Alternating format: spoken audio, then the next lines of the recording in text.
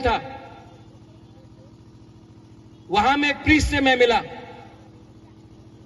वहां में पादरी ने मुझे बोला, बुबागरा हम आपके लिए प्रेयर कर रहे हैं, आपके लिए प्रार्थना कर रहे हैं।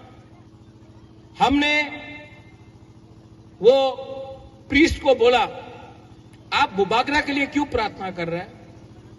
आप तिपरासा के लिए प्रार्थना करो। बुबागरा भी तिपरासा है।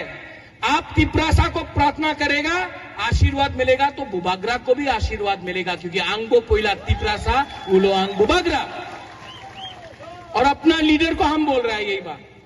ये जो ग्रेटर तिपरालैंड का फाइट है ना, ये एक दो आदमी को नेता बनाने के लिए नहीं है।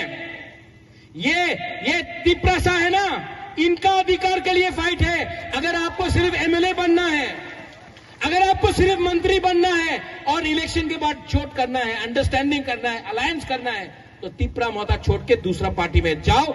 यहां से तिपरासा को लीडर बना के हम लोग तिपरालैंड के लिए फाइट करेंगे। बहुत हो गया, बहुत हो गया।